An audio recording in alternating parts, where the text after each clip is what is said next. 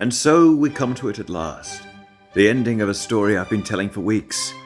William Marshal, the longest serving knight in English history, the final part. And Marshal's finest hour. Where I got up to, King John had died of dysentery. The barons had basically sold the crown of England to the Prince of France, Louis, and Louis had invaded England, launching an attack at Dover and Lincoln. But in a show of trademark loyalty for Marshal, he stays loyal to John's 9-year-old son, Henry. I forgot to mention in the last part when he swears his loyalty to Henry. This 9-year-old child, it's like Aragorn swearing to protect Frodo. Marshal was 70 at this point, and he bends the knee to the young king and he says, "My noble lord, I faithfully swear upon my immortal soul to be your faithful servant and ever mindful of your safety."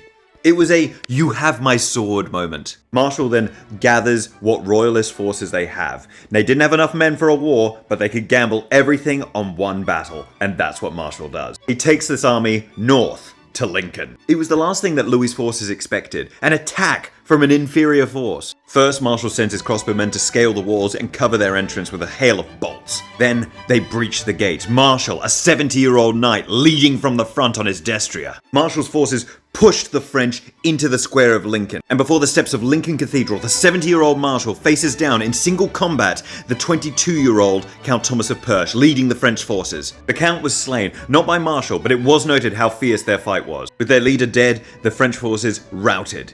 The day was Marshal's. The victory sends shockwaves through England. In the wake of the victory, many of the rebellious English barons returned to serve the young boy king. King Louis is shocked. He's calling for reinforcements, but those reinforcements never arrive, and he is forced to give up his invasion of England and the crown. William Marshal had saved the realm, and for the next year, as protector, he works tirelessly to stabilize it. But in 1219, fate finally catches up with him, and he falls ill, retiring to his deathbed. After setting his affairs in order, he dies peacefully, surrounded by his loved ones.